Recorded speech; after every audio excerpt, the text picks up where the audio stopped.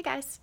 So today I want to talk to you about the timing of your meals and when it's important to give your body a rest from breaking down food and digesting. So from the time that we're born, our bodies are breaking down and digesting nutrients all the time. So I think it's really important that we look at fasting as a means of helping our body become more efficient at breaking down and digesting food. I am not a big believer in intermittent fasting to help with fat loss.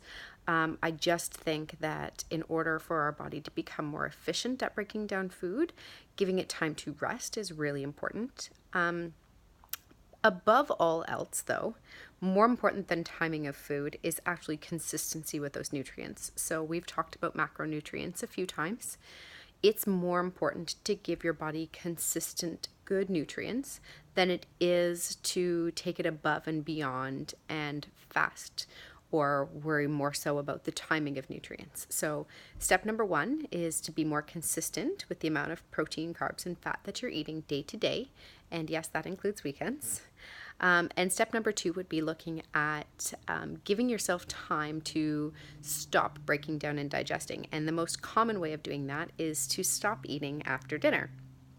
So if you have dinner at 6 o'clock and you finish eating at 6:30, then I recommend that you don't eat breakfast until 6:30 or 8:30. So giving yourself 12 to 14 hours.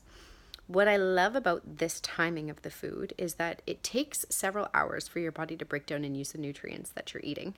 So if you stop eating at 6:30 and you go to bed, your body will have done the majority of the breaking down of that food. So you're not digesting and breaking down while you're sleeping so much, right? And then you can have a more restful sleep. So if you're somebody who struggles with feeling rested in the mornings, that might be something that would be really beneficial for you. So I always recommend avoiding the snacking before bed for that reason. Now, if you are someone who has bad food cravings in the evenings after dinner, I'd like you to do a little self-check. Number one, am I hungry or am I thirsty? Because sometimes we get those two things mixed up. Number two would be, am I bored or am I hungry?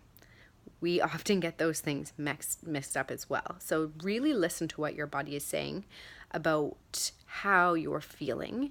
And if you haven't given yourself enough nutrients through the day, that's typically when you're going to have some cravings. That's like entry level, how do I help with cravings, part one. Make sure that you've had enough water through the day and make sure that you're eating enough through the day.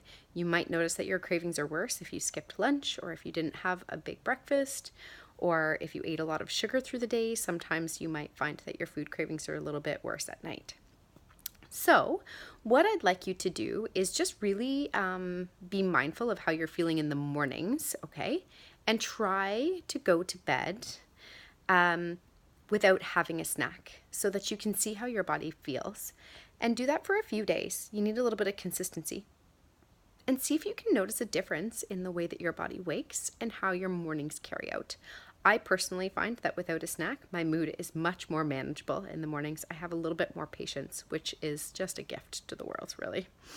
Anyway, I hope you guys enjoy this and let me know if you have any questions as usual. Talk to you soon.